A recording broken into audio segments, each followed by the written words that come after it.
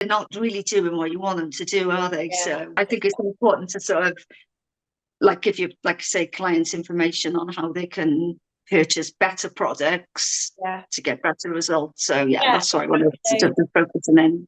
Yeah, and you investing in your knowledge on that, like I said, is going to just benefit the results of their treatments even better, because if they're taking care of their skin, that means the treatments are going to work even better and the results are going to look better. So it's just like helping everyone out, isn't it, really, by doing that? Exactly. And I think people need to understand that looking after your skin is a journey. It's not just a one fix, quick thing that you come into the salon or the clinic and have a treatment and then it's going to be great. You have to follow it up. Otherwise, it's pointless you come in spending a lot of money on a treatment and then you don't follow it with the aftercare.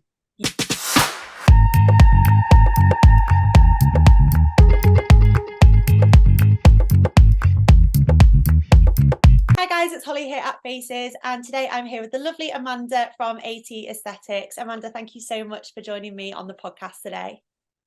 Thank you. Hi. So let's just start by kicking things off and talking about your business then. So do you want to just give us a bit of insight into how you got into the industry and how you got your business to where it is today? Okay, so I've been in the hair and beauty industry since I left school, which was quite a long time ago now. More recently, aesthetics, 4 years. So the reason I decided to go into it is something I wanted to do a long time ago, but I would question somebody that was doing it and they said they're going to be stopping beauticians from doing it. Yeah. So I didn't bother. But then, like, that was about 15 years ago. So now when we're still in the same position, so I thought, why not? So I went for it. And here we are today, 4 years later. So building nicely and getting there slowly. It is a hard business to build. Yeah, I think when people qualify, they sort of underestimate the business side and building the client base. You know, I think a lot of people, particularly if they've come from like a totally different background. So you've done the hair and beauty side, so you kind of had those clients already. But if someone's kind of coming in without any solid client base, I think a lot of the time practitioners are so focused on actually getting through the training, and then they'll qualify and then they're like, oh my God, like I need to build my clients now. And it's really difficult for them.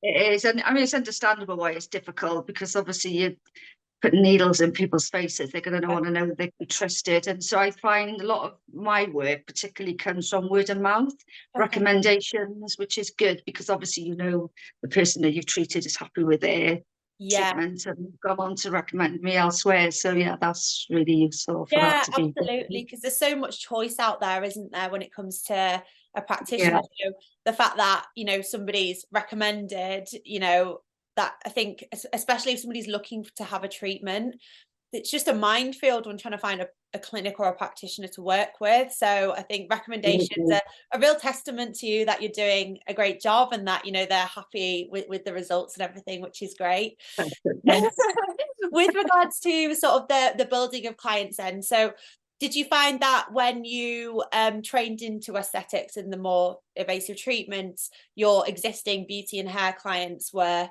sort of really willing to kind of be the first kind of batch of clients for you?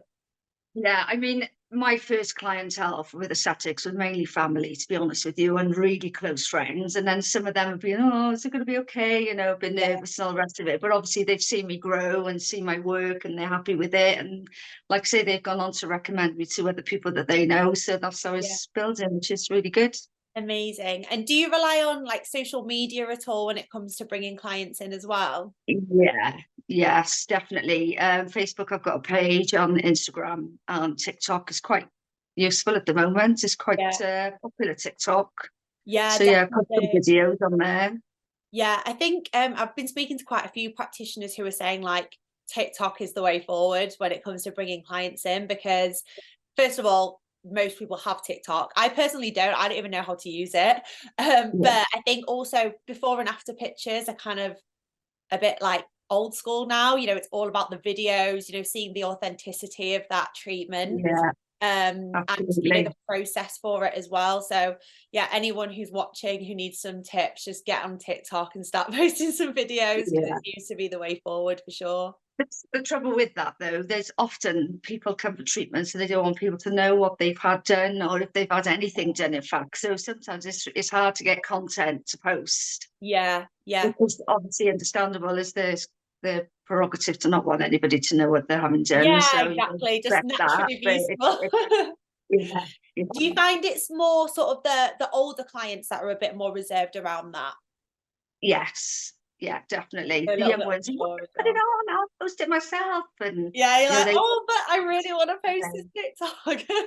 yeah, Yeah, it's one of them. It's kind of like a bittersweet, isn't it? It's like, obviously you're going to not do something that they don't want you to do, but at the same time it's like, oh, I'm really happy, I'm really proud of that work that I've just done and I want to showcase yeah, it. So just going definitely. on to your clients then, do you have a specific demographic of clients that you tend to treat, or are you a practitioner that sort of anyone from like 18 to like 70, you're treating Yeah. like Anyway, I great. mean, my average age is between 30 and 50 Okay. plus, I'd say. Yeah. But yeah, I do get a lot of young ones as well, mainly for lips, the young ones are. So Yeah, yeah. Everyone sort um, of 18 to 25, they want the lips, don't they? It's really yeah, common. yeah.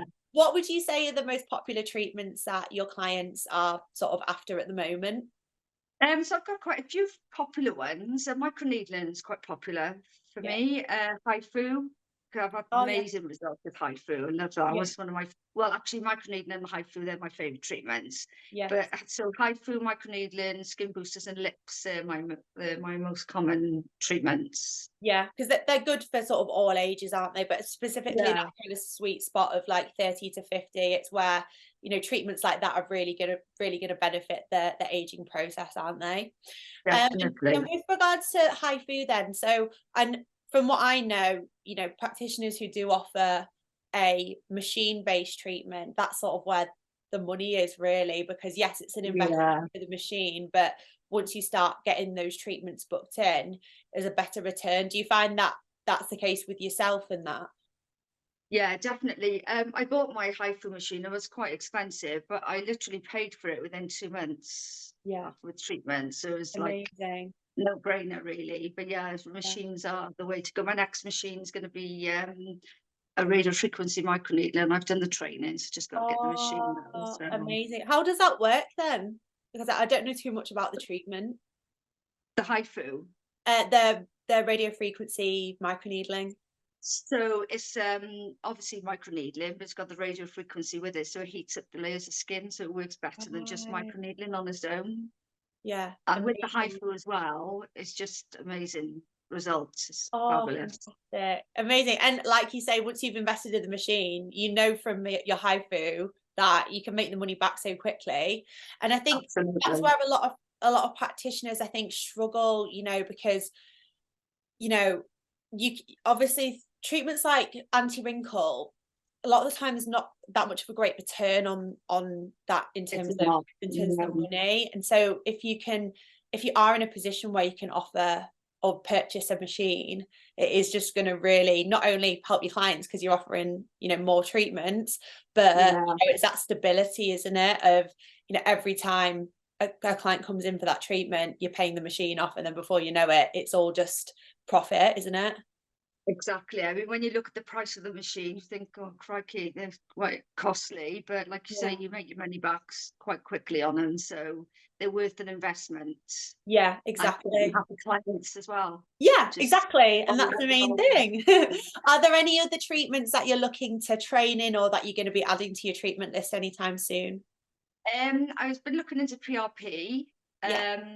but I'm not too sure yet because obviously with the new regulations coming in, I've looked on the traffic light system and that's on the amber. Yeah. So I'm not too sure because it's quite expensive to train in and then to buy everything else to do the treatment. So I'm going to hang fire with that for the minute. So Yeah. I'm just going to do a few skin courses and sort of get a bit more knowledgeable on skin issues and things like that, really. Yeah, definitely. Because I think when it comes to aesthetic treatments, a lot of people see dermal filler and anti-wrinkle injections as sort of a quick fix, whereas actually, really looking at the skin and helping that client in terms of how they can improve their skin quality, whether that be through skin treatments with yourself, or using specific products at home, that's just going to make all the treatments you do on them tired so much better, isn't it? Exactly. And Yeah. I mean, microneedling's a great treatment for that. yeah, definitely. And I think it's important to sort of give your clients some information on how to home care their skin. Excuse me. Yeah, 100%. Often they don't. I mean, they spend a fortune on creams. I used to years ago, until I know the difference between cosmeceutical and cosmetic. And Yeah. you spend all that money on creams you buy in the shop, and really they're not doing what you want them to do, are they? So that's the thing. It's a big brand, isn't it? Like Elemis. Like, I mean, I love the products. They're luxury. They smell good. They feel good, but they're not really doing what you want them to do, are they? Yeah. So I think it's important to sort of give you, like I say, clients information on how they can purchase better products to get better results. So that's what I wanted to focus on. Yeah, and you investing in your knowledge on that, like I said, is gonna just benefit the results of their treatments even better, because if they're taking care of their skin, that means the treatments are going to work even better and the results are going to look better. So it's just like helping everyone out, isn't it, really, by doing that? Exactly. And I think people need to understand that looking after your skin is a journey. It's not just a one fix, quick thing that you come into the salon or the clinic and have a treatment and then it's going to be great. You have to follow it up. Otherwise, it's pointless you come in spending a lot of money on a treatment and then you don't follow it with the aftercare. Yeah, 100%. It's just consistency, isn't it? Absolutely. Morning and night, using your hyaluronic acid, using products, like you say, which are actually going to work and do good. Exactly. I mean, I personally use some like cheaper products that, that I get from like drugstores, but, I do see the difference when I use them on medical grade skincare. Yeah, and not only that, and I think if your skin's younger, you can get away with using that. But when you've got sort of, you've got fine lines and wrinkles come in and things like that, you need something a little bit more penetrative that's going to do what you want it to do. Yeah, absolutely. No, I agree. So you touched on regulation when we were talking about PRP, so let's move on to that then. So obviously the traffic light system has been released by the government in terms of what potentially could come in. The government are also looking for feedback from everyone around their thoughts on the industry and where things should go. What are your personal views on what has been said? Yeah, so obviously I filled in the form that they put out for us to fill in, which I know a lot of my colleagues have done as well. I think ultimately it's the training providing that needs looking at more than anything else, because I'm on a lot of support groups on WhatsApp and Facebook, and I was on one the other week and this girl posted some lips in that she'd done and you could quite clearly see it was a vascular occlusion. So somebody said, oh, that's a vascular occlusion. You need to dissolve it immediately. And she said, what's the vascular occlusion? And what do you mean dissolve? And we were like, oh my God, that's essential training that needs to take place on basic training. And if it's not, you're letting people out there to do treatments on people and they haven't got a clue really what they're doing. And that just comes down to the training. Yeah. And that makes you question, how has this person even received a certificate? Exactly. It is scary. It is scary, and it's about morals and ethics at the end of the day, because I know that there are some people out there, they'll do their basic training and 6 months later they've opened up a training school. And again, on one of our support groups, I know somebody that's doing training and she asked on the support group with a picture of a model, where do I place the Botox? And I thought to myself, well, you're actually training people, you should know where you're going to be placing the Botox. Oh my goodness. Yeah. So I think the training initially needs to be looked at firstly, and then I think rather than sort of ban anybody from doing the treatments that we've trained in, I think everybody should be done on a merit and how long have you been doing it, and have a look at all, maybe a licensing scheme rather than banning a particular group of people from doing it. So exactly, because I mean there's good medical professionals, there's also bad medical professionals, there's good medical non-medical professionals, and there's bad non-medical professionals. So I think it's it can't just be grouped by medic and non-medic, in my opinion. It very much has to be, No, this is what yeah, is expected of a practitioner. This is the qualification and the training which is required, regardless of your background. And absolutely. if you don't adhere to these things, these are the consequences which you will face. And I think that's it. There's no consequences right now apart from No, you that's right. And know, I putting a client in an unsafe position, but like legally there's nothing that they can fall back on. exactly. And I think that's really why the medics have such a hard time when beauticians and non-medics do the work that we do, because they're answerable to people, rightfully so, and so Yeah, should we be. And I think that that's their main gripe is, why should we be answerable to somebody and you're not, and you're doing the same thing as we're doing. But yeah, like at the end of the day, like the medics and the non-medics, we all do the same training for the treatments that we're doing. yeah, So, so. yeah, It's a exactly. bit Yeah, of a grey area, I think, isn't it? yeah, we're just gonna have to see what happens, but Yeah. I hope that the government do actually listen to the feedback that's given, because when you fill something in and you're like, is Are this they even, going to take any yeah, is this notice? even going to get read by someone? But yeah, I think regulation, should come in, but I mean, back at, would you say 15 years ago someone said that beauticians might not be able to do Yeah, it, and now we're 15 years on and still nothing's happened. yeah, So it's one exactly. of them, isn't it? But I think the main thing is safeguarding patients. And if you're a practitioner who is injecting somebody with dermal filler and just hoping for the best that nothing is going to happen, without the knowledge or training or even the customer care for that person, like Yeah, with the basic understanding of what a vascular occlusion is, that needs to stop. That really does need to exactly. stop. Yeah. So that's why I say the training, I think, initially needs to be looked at. Yeah, definitely. And I think it's just disheartening because there's so many people like yourself who put that client first, do everything by the book as it should be done, ordering licensed products, putting your client safety at the forefront of everything you do. And Yeah, it because of all these things that are happening within the industry, it means that, that kind of takes priority, and that takes effect on how you're running your business too. absolutely. Definitely. Yeah, so we'll just have to see, and we can resume this chat when the regulation comes in and see where Yeah. we are. I So think it's still going to be quite a while now anyway, isn't it? Until they sort all this out. So yeah, who knows how long it's going to definitely. take still. It's been going on for quite a few years I anyway, hasn't know it? we might be 5 years on and we're still having the same Yeah. conversation. So yeah, we'll just have to see. But moving on to the Faces app then, I know you've used Faces for quite some time now. You're very much a loyal Faces user, which is great. How would you say Faces has helped your business in terms of a growth point, but also organizational?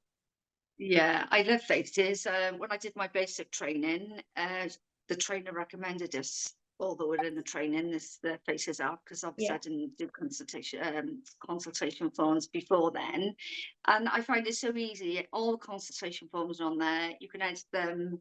You can remove things if you don't want that particular question in there, and it's always updating. There's always somebody on the end of the phone if you've got a few problems or whatever, which I really like. yeah. And yeah, it's a really easy app to use, and it's good now that they've put that feature on that you can do the deposit for the treatments and things. So Yeah, yeah, so much better. definitely the way forward with Faces. Yeah, absolutely. No, I'm pleased that it's working for you, Amanda. And yeah, Yeah, with the deposit system and the new booking platform, with the calendar being sort of at the hub of the app, it just means that you can send your booking link to someone.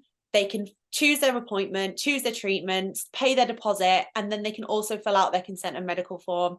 And you've not even done anything. All they have to do is receive your booking yeah, link or click on your booking link. So yeah, we're just trying to obviously make it as seamless as possible, make the admin so minimal when it comes to running your business, and that's the whole yeah. point. And That's obviously the big of yeah, the app, isn't absolutely, it? so much admin and you don't I want big know, cabinets full of paper, it I just, know. that's not, no, we're moving away from that. Yeah, definitely. And then how do you find sort of the prescription service as well, and the pharmacy with ordering?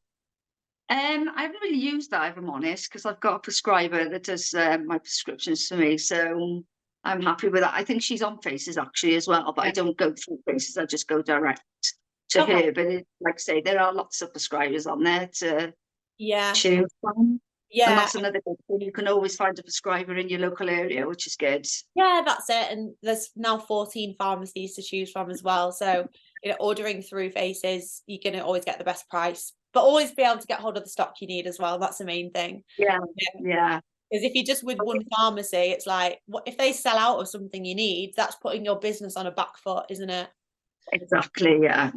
So yeah, no, I'm pleased that it's working for you, and thank you very much for being a loyal Faces user. But thank you so much for sitting down with me today, Amanda. It's been really, really great speaking. Okay, thanks, Holly. Amazing. All right, thanks, lovely. Have a great day. And you, take care. Bye. Bye. Bye. Bye.